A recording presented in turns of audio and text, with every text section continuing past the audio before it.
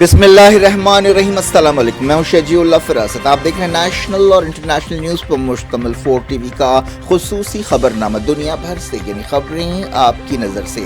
Middle asset کی صورتحال دن بدن بگڑتی جا رہی ہے۔ جہاں غازہ جنگ جاری ہے، حوثیوں کے حملے جاری ہیں، وہیں اب امریکہ نے عراق اور سیریا میں ایران کی مدد رکھنے والے گروپس پر حملے کیے ہیں، اور اس سے صاف اشارہ مل رہا ہے کہ جنگ پھیل رہی ہے۔ اس خبر کی تفصیل دیکھیں گے۔ سب سے پہلے ہیڈ لائن۔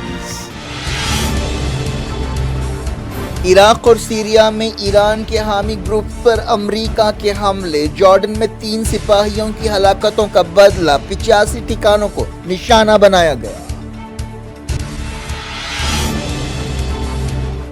امریکہ جنگ کے شعلوں کو ہوا دے رہا ہے، دونوں ملکوں نے کی حملے کی مذمت، کہا خود مختاری کی خلاف ورزی ہے۔ عراق میں 16 ہلاک۔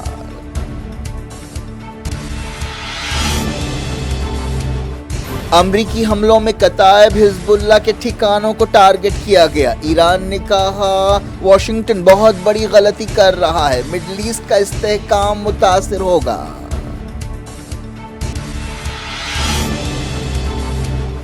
غزہ میں اسرائیلی بربریت، 24 گھنٹوں میں 112 فلسطینی جاں بحق، مغربی کنارے میں دھاوے، کئی گرفتار۔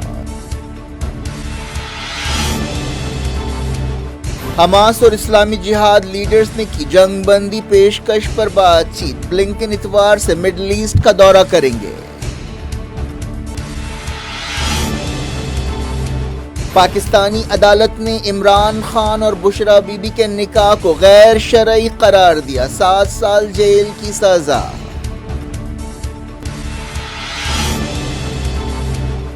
مندر تحریک کے ذریعے بی جے پی کو اٹھانے والے اڈوانی کو بھارت رتن، سابق نائب وزیر اعظم نے کہا اعزاز نظریات اور اصولوں کی جیت ہے۔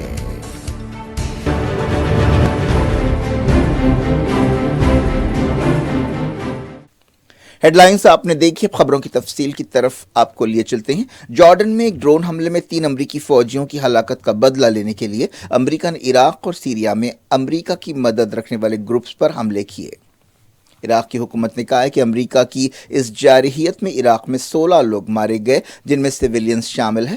امریکہ کے ان حملوں کے بعد ایران کی مدد رکھنے والے گروپوں نے کہا ہے کہ انہوں نے سیریا اور عراق میں امریکہ کے اڈوں پر حملے کیے ہیں۔ ان حالات میں غازہ جنگ پھیلنے کے اندیشے بڑھتے جا رہے ہیں۔ عراق کی حکومت نے امریکی حملوں کی مذمت کی اور کہا کہ یہ عراق کی آزادی اور خود مختاری کی خلاف ورزی ہے اور اس کے بھیانک نتیجے نکل سکتے ہیں۔ بتایا گیا کہ امریکہ نے عراق اور سیریا میں 85 ٹھکانوں پر حملے کیے۔ وائٹ ہاؤس نے جارڈن حملے کے لیے ایران کی مدد رکھنے والے گروپس کو ذمہ دار ٹھہرایا اور کہا کہ ان کا جواب دیا جائے گا۔ ان حملوں میں 30 سے زیادہ امریکی فوجی زخمی بھی ہوئے تھے۔ امریکی صدر جو بائیڈن نے ایک بیان میں کہا کہ آج ہمارا جواب شروع ہوا ہے، ہم اپنی پسند کے وقت اور جگہ پر جواب دیتے رہیں گے۔ ایران نے جارڈن میں کیے گئے حملوں سے بے تعلقی کا اظہار کیا تھا اور کہا تھا کہ مزاحمتی گروپس اپنے طور پر کارروائیاں کرتے ہیں اور وہ غزہ میں فلسطینیوں پر حملوں کا جواب دینے کے لیے یہ کارروائیاں کر رہے ہیں۔ ایران نے سیریا اور عراق میں امریکی حملوں کی مذمت کی ہے۔ ایرانی وزارت خارجہ کے ترجمہ ناصر کنانی نے ایک بیان میں کہا کہ یہ حملے دونوں ملکوں کی خود مختاری اور علاقائی سالمیت کے خلاف ہیں۔ انہوں نے کہا کہ یہ حملے بہت تباہ کن ثابت ہوں گے اور یہ ایک مہم پسند غلطی ہے جو امریکہ کر رہا ہے، اس کے نتیجے میں خطے کا استحکام متاثر ہوگا۔ عراق کی حکومت نے کہا کہ امریکہ کے حملوں میں 25 لوگ زخمی ہوئے ہیں۔ ایک سرکاری ترجمان نے کہا کہ ان حملوں سے عراق اور مڈل ایسٹ کا علاقہ تباہی کی دہلیز پر پہنچ رہا ہے۔ سیریا نے الزام لگایا ہے کہ امریکہ مڈل ایسٹ میں جنگ کے شعلوں کو ہوا دے رہا ہے۔ عراق کی وزارت خارجہ کے بیان کے بعد سیریا کی وزارت خارجہ نے بھی ایک بیان جاری کیا اور کہا کہ امریکی حملوں سے ایک بار پھر یہ ثابت ہو گیا کہ امریکی فوجوں سے عالمی امن اور سلامتی کو خطرہ ہے۔ سیریا کی حکومت نے اپنے ملک میں امریکہ کی موجودگی کی مخالفت کی اور اسے ناجائز قبضہ قرار دیا۔ یورپی یونین نے تمام فریقوں سے کہا ہے کہ وہ ایسے قدم نہ اٹھائے جن سے تناؤ بڑھتا ہو۔ یورپی یونین کے خارجہ پالیسی چیف جوزف بورل نے کہا کہ ہر ایک کو چاہیے کہ وہ ایسی صورتحال کو ٹالے جو تباہ کن ہو سکتی ہے۔ سیریا کی میڈیا میں صاف طور پر یہ نہیں بتایا گیا کہ کتنے لوگ ہلاک یا زخمی ہوئے ہیں، لیکن کچھ کیجولٹیز کا ذکر کیا گیا ہے۔ امریکہ کی نیشنل سیکیورٹی کونسل کے ترجمان جان کربی نے کہا کہ ان حملوں کا مقصد ایران کے ساتھ جنگ شروع کرنا نہیں ہے بلکہ ایران کی مدد رکھنے والے گروپس کو حملوں سے روکنا ہے۔ ایران نے حال ہی میں جنگ شروع کرنے کے خلاف خبردار کیا تھا اور کہا تھا کہ ایران جنگ نہیں چاہتا لیکن جنگ سے ڈرتا بھی نہیں ہے اور اگر اس پر جنگ تھوپی گئی تو وہ منہ توڑ جواب دے سکتا ہے۔ امریکی فوج کی سینٹرل کمانڈ نے کہا ہے کہ اس کے بمبار جہازوں نے امریکہ سے اڑان بھری اور 125 بموں کا استعمال کرتے ہوئے 85 ٹھکانوں پر حملے کیے۔ امریکی سینٹرل کمانڈ نے کہا کہ اس نے عراق اور سیریا میں کتائب حزب اللہ تنظیم کے 85 ٹھکانوں پر حملے کیے۔ یہ سب کچھ ایک ایسے وقت ہو رہا ہے جب ریڈ سی اور خلیج عدن میں حوثیوں کے حملوں سے ایک نئی صورتحال پیدا ہوئی اور وقفے سے حوثی وہاں پر جہازوں پر، خاص طور پر اسرائیل جانے والے جہازوں اور امریکہ اور برطانیہ کی جہازوں پر حملے کر رہے ہیں۔ وہیں امریکہ اور برطانیہ اور اس کے اتحادی یمن میں حملے کرتے ہوئے کوشش کر رہے ہیں کہ حملے کرنے کی حوثیوں کی صلاحیت کم ہو۔ غازہ میں اسرائیل کی بربریت جاری ہے۔ اس جنگ کے 120 دن پورے ہو گئے ہیں۔ فلسطین انفارمیشن سینٹر نے بتایا کہ پچھلے 24 گھنٹوں میں 112 فلسطینی جاں بحق ہوئے اور 150 زخمی ہوئے۔ فلسطین انفارمیشن سینٹر نے بتایا کہ پچھلے 24 گھنٹوں میں 13 قتل عام کیے گئے۔ کئی عمارتوں کے ملبے میں اب بھی لوگ پھنسے ہوئے ہیں۔ اسرائیلی فوج نے مغربی کنارے میں الگ الگ مقامات پر دھاوے بھی کیے اور کئی فلسطینیوں کو گرفتار کیا۔ فلسطین انفارمیشن سینٹر نے یہ بات بتائی۔ گرفتار فلسطینیوں کی تعداد 25 بتائی گئی ہے۔ مغربی کنارے میں 7 اکتوبر کے بعد سے گرفتار فلسطینیوں کی تعداد 6485 ہو گئی ہے۔ اس دوران فلسطین انفارمیشن سینٹر نے بتایا کہ غازہ جنگ میں اب تک جاں بحق فلسطینیوں کی تعداد 27131 ہو گئی ہے۔ اس مدت کے دوران 66287 فلسطینی زخمی بھی ہوئے ہیں۔ اسرائیلی فوج نے بتایا کہ اس نے غازہ میں حماس کے اینٹی ٹینک میزائل لانچرز کو تباہ کیا۔ حماس لیڈر اسماعیل ہانیہ نے اسلامی جہاد کے لیڈر زید نخالہ کے ساتھ غازہ جنگ بندی کی پیشکش پر بات چیت کی ہے۔ حال ہی میں اسماعیل ہانیہ نے ایجپٹ کا دورہ کیا تھا اور ایجپٹ اور قطر کے عہدیداروں سے جنگ بندی کے بارے میں بات چیت کی تھی۔ اس سے پہلے پیرس میں بات چیت ہوئی۔ قطر، ایجپٹ اور امریکہ کی کوششوں سے پردے کے پیچھے یہ بات چیت ہو رہی ہے۔ ایران اور ایجپٹ کے فارن منسٹرز نے غازہ جنگ بندی کے بارے میں بات چیت کی۔ ایرانی وزیر خارجہ حسین عامر عبداللہیان اور ایجپٹ کے سامی شکری نے پیرس میٹنگ کے بعد ہونے والی تبدیلیوں کے بارے میں بات چیت کی۔ فرانس کے دارالحکومت پیرس میں حال ہی میں ایک عالمی میٹنگ ہوئی تھی جس میں ایک جنگ بندی پیشکش سے اتفاق کیا گیا تھا۔ یہ تجویز اب حماس کے زیر غور ہے۔ حماس نے کہا ہے کہ وہ اگلے کچھ دنوں میں اس بارے میں جواب دے گی۔ سمجھا جا رہا ہے کہ اس تجویز کے مطابق مرحلہ وار طور پر جنگ بندی ہوگی۔ جنگ بندی کوششوں کے دوران امریکہ کے secretary of state Antony Blinken Middle East کے دورے پر روانہ ہو رہے ہیں۔ یہ دورہ اتوار سے جمعرات تک ہوگا۔ غازہ جنگ شروع ہونے کے بعد سے مڈل ایسٹ میں بلنکن کا یہ 5واں دورہ ہے۔ وہ اس دورے کے دوران قطر اور ایجپٹ بھی جائیں گے۔ اس کے علاوہ وہ اسرائیل، مغربی کنارے اور سعودی عرب کا بھی دورہ کریں گے۔ بلنکن نے جمعے کو سعودی عرب کے وزیر خارجہ پرنس فیصل بن فرحان سے بات چیت کی۔ انہوں نے غازہ جنگ بندی، فلسطین اسرائیل مسئلے، دو ریاستی حل، سیکیورٹی اور انسانی صورتحال کے بارے میں بات چیت کی۔ پاکستان کی ایک عدالت نے سابق وزیر اعظم عمران خان اور ان کی بیوی بشرا بی بی کے نکاح کو غیر شرعی قرار دیتے ہوئے انہیں 7 سال جیل کی سزا سنائی ہے۔ سینئر جج قدرت اللہ نے ان پر 50 ہزار روپے کا جرمانہ بھی لگایا گیا۔ یہ حالیہ عرصے میں تیسرا کیس ہے جس میں عمران خان کو سزا سنائی گئی ہے۔ عمران خان اور سابق وزیر خارجہ شاہ محمود قریشی کو سائفر کیس میں 10 سال کی سزا سنائی گئی۔ توشہ خانہ کیس میں عمران خان اور بشرا بی بی کو 14 سال کی سزا سنائی گئی اور ان پر 10 سال کے لیے پابندی بھی لگائی گئی۔ اس کا مطلب یہ ہے کہ وہ 10 سال تک کوئی عہدہ نہیں رکھ سکتے۔ یہ فیصلے ایک ایسے وقت سامنے آئے ہیں جب 8 فروری کو پاکستان میں الیکشنز ہونے والے ہیں۔ بتایا گیا کہ ان کا نکاح بشرا بی بی کی عدت پوری ہونے سے پہلے ہوا ہے۔ بشرا بی بی نے اپنے سابق شوہر خاور مانیکا سے طلاق لے کر عمران خان سے شادی کی تھی۔ یہ فیصلہ پٹیالہ جیل میں سنایا گیا جہاں عمران خان قید ہیں۔ اس کیس میں بشرا بی بی کے سابق شوہر خاور مانیکا، مفتی سعید اور عمران خان کے سابق مددگار اون چودھری اور محمد لطیف گواہوں میں شامل ہیں۔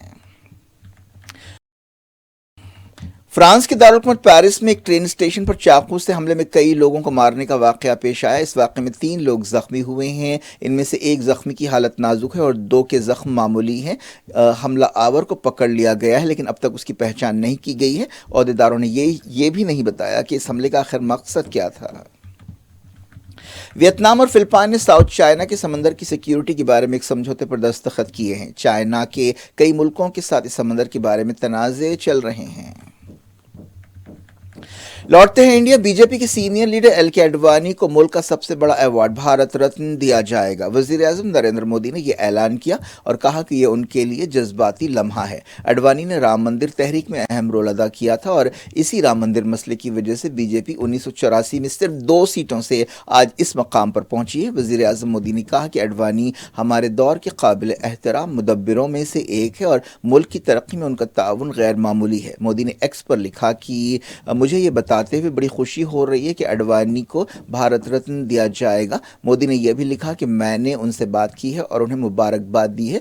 आडवाणी अटल बिहारी वाजपेयी के दौर में नायब वजीर आजम रहे। वो वजीर दाखिला भी थे और कई महकमों के जिम्मेदार भी रहे। हाल ही में बिहार के साबिक चीफ मिनिस्टर कर्पूरी ठाकुर को भी उनकी मौत के 35 साल बाद भारत रत्न देने का ऐलान किया गया। कर्पूरी ठाकुर बिहार में ओबीसी सियासत के हवाले से एक अहम मकाम रखते हैं। इन अवार्ड्स को लोकसभा इलेक्शन से पहले दिया गया और अपोजिशन जमातें कह रही हैं कि इलेक्शंस के मद्देनजर उन्हें ये अवार्ड्स दिए गए हैं।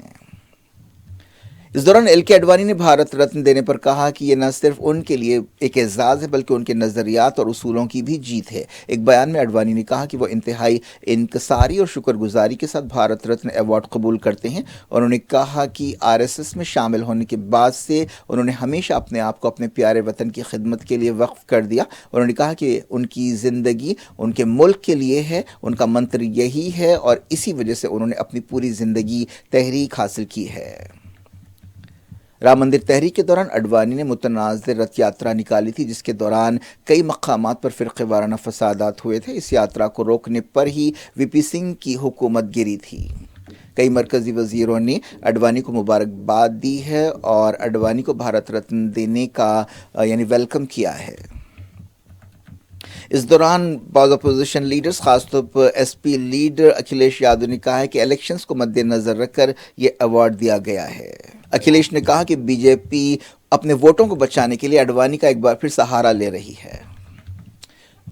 क्रिकेट। यशस्वी जायसवाल ने इंडियन क्रिकेट की तारीख में अपना नाम दर्ज कराया है। वो सुनील गावस्कर और विनोद कांबली के बाद डबल सेंचुरी बनाने वाले तीसरे कम उम्र खिलाड़ी बने। उन्होंने विशाखापट्टनम में इंग्लैंड के खिलाफ दूसरे टेस्ट मैच के दौरान दूसरे दिन डबल सेंचुरी बनाई।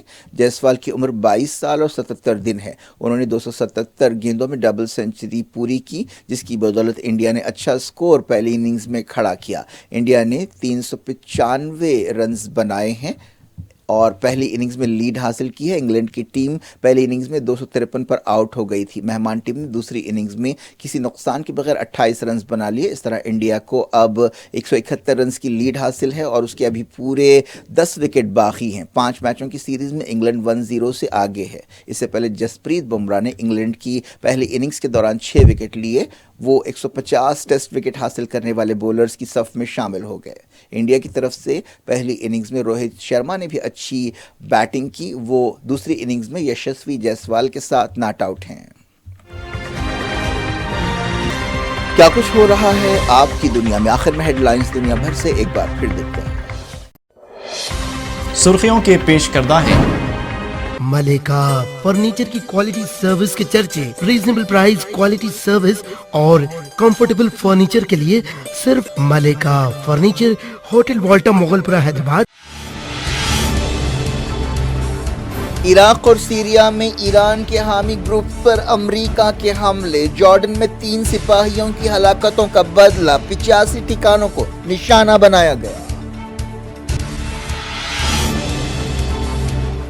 अमेरिका जंग के शोलों को हवा दे रहा है। दोनों मुल्कों ने की हमले की मजम्मत। कहा खुद मुख्तारी की खिलाफ वर्जी है। इराक में 16 हलाक।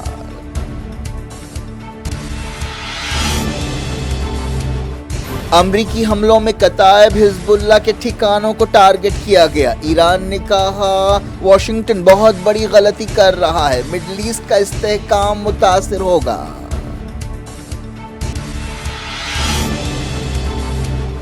गाजा में इस्राएली बर्बरियत। 24 घंटों में 112 फलस्तीनी जाँ बहक। मगरबी किनारे में धावे, कई गिरफ्तार। حماس اور اسلامی جہاد لیڈرز نے کی جنگ بندی پیشکش پر بات چیت، بلنکن اتوار سے مڈل ایسٹ کا دورہ کریں گے۔ پاکستانی عدالت نے عمران خان اور بشرا بی بی کے نکاح کو غیر شرعی قرار دیا، 7 سال جیل کی سزا۔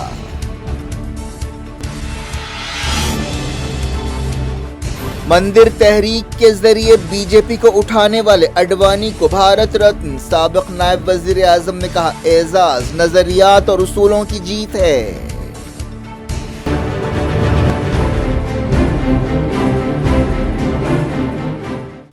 یہ تھی آج کی خبریں۔ شیڈول افراست کو دیں اجازت اور اپنا بے حد خیال رکھیں۔ اللہ حافظ۔